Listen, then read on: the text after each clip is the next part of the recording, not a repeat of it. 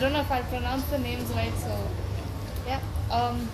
That the sound was very different, and then your album is a lot heavier, a lot more layered, and the gap between the two was quite a bit, right? So what happened in between? Days and years, time passed, and we moved on. Kind of. Maybe you guys who are writing most of the music could explain. Well, Daniel broke up with his girlfriend, so I guess that's why it's so evil. Started writing more darker stuff than I guess.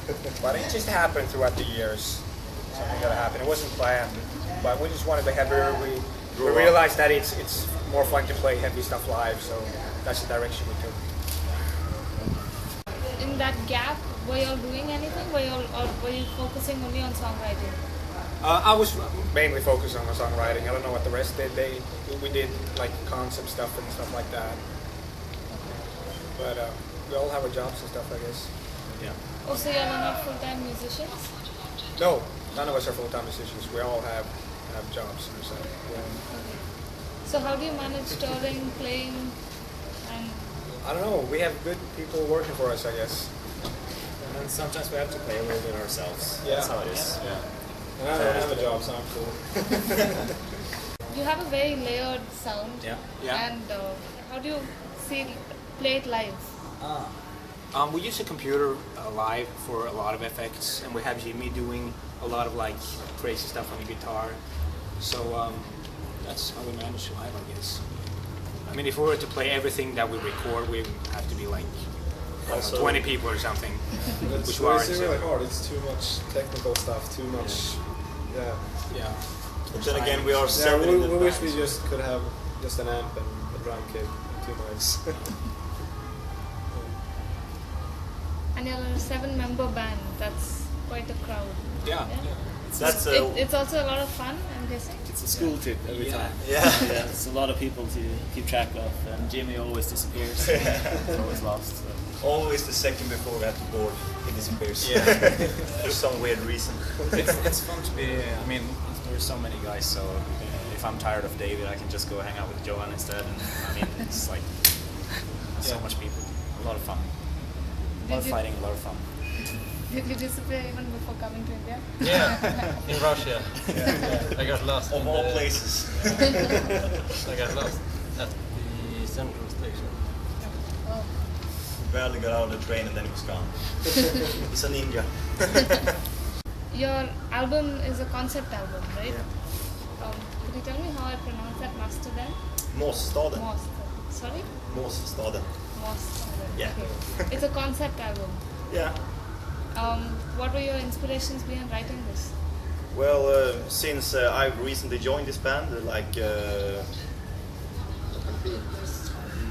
something like April or May last year, I jumped into the writing process.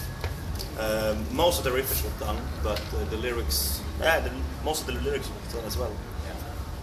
So I think that Daniel will be the appropriate one to explain.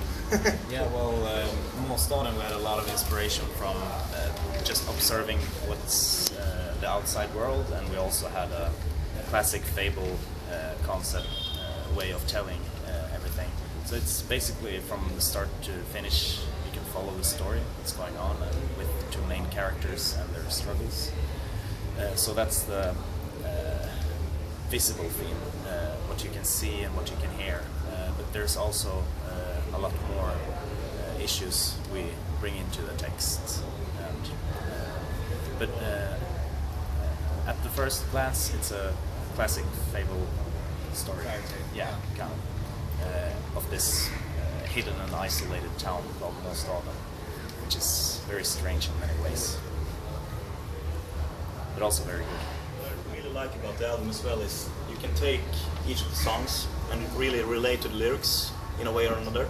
So it doesn't have to be all together, because the lyrics are deep in a way that can be translated differently depending on your story, your history. How does the songwriting process usually happen? It takes 5 years. Yeah, it's basically me coming up with a few ideas, I guess, and I record them at home and send them out to the guys, and they come with their ideas. give feedback, and that's mainly how we write, I guess. Yeah. I don't get involved in the vocal department though. That's these two guys' job. Well, I don't touch that stuff. As for vocals, it's pretty much the same. We do lyrics and vocals and get feedback from all the guys. So it's very much a feedback process, and that's what I like about writing. When we can work together and find something, I listen and hear what the other guys like, and, while I'm still doing my own thing. So it's very much a feedback process, and that's the fun part of writing. I think to get what's all the feedback from you guys. I think what's really good with this band is that we allow each other to be involved in the process at the rate that they think they can manage, in a way. So I can call Daniel. We are almost living next to each other. So I can call him and like, hey, you're writing tonight? And he says, yeah, you can come by if you want to. So we always have the option to give feedback and so and be involved in a way. It's not like, well, I do the riff and you just shut up. And we always try to like throw it in the face of each other, like, hey, I made some lyrics tonight. Check this out. And if he gets time, we do it. And having two vocalists, how are the dynamics? How do you all work together?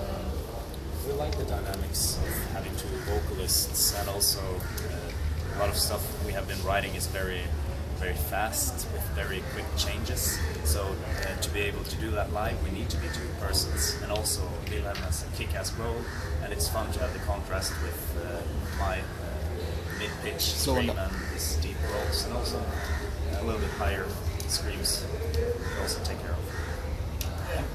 All for the intensity. Yeah. So the vocals never stops. Yeah. I mean, all over the place. Even though we're two singers, we act as one on stage. I think it's like, we cooperate really good. I think. Have you heard any Indian metal bands? Well, we heard the ones we heard today. I think at Soundchecks, Scribe and Inner Sanctum. I think. Yes. And then there's a bunch of there's a band obscure I know bands called- I've seen on the internet, on the Godjam forum and Mesh forum and everywhere. We know some bands, I think. Yeah, like Phobia. Yeah, Chronic Phobia. Chronic Phobia now. Yeah, Chronic Phobia.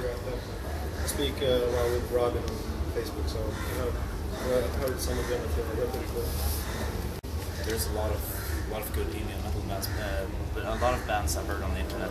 I don't even know where they are from, so that's why I don't know any specific. Yeah. We have a booking agent in Russia who takes care of Russia and India, and he called us and said, we have a show, and it was Saarang, and we were very happy because we really, really hope to go to India soon, because we know there are a lot of people. Metal is getting more and more, I mean it's still very small, but it's getting more popular, and it seems like some people listen to our music too, so we really hope to go there. So we got like a semi-offer like 2 years ago to play in India, but nothing happened. So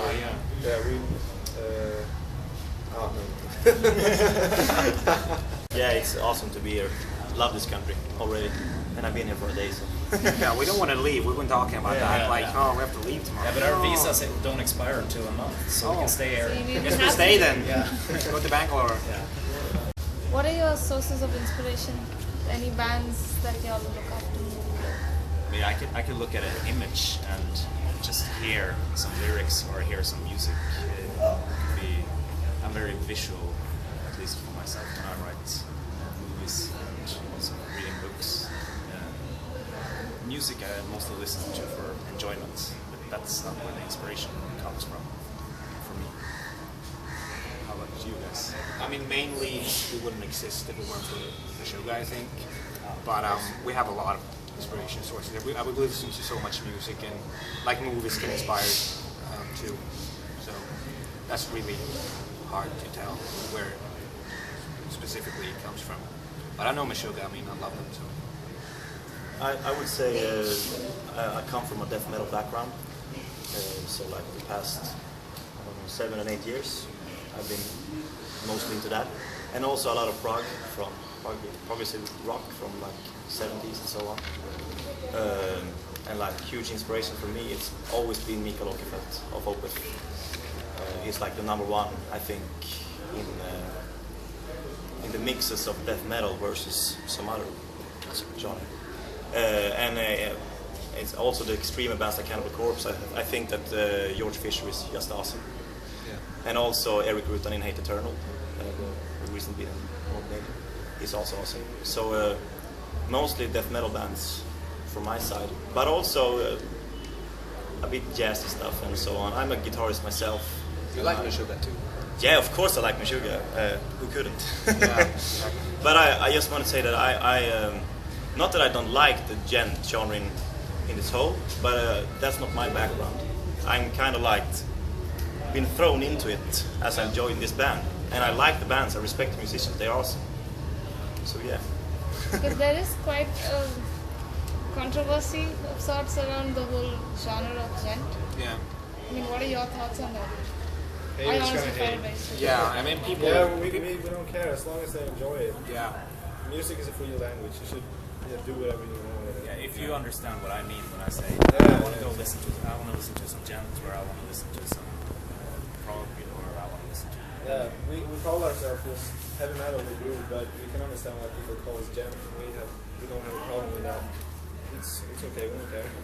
The gent movement has been the movement of the bands has been pretty good. So it's going to be interesting to see how it will We're continue. proud to be a part of it. Yeah. I think as long as people care, they can call the music whatever they want. I don't know again if I'm saying it right.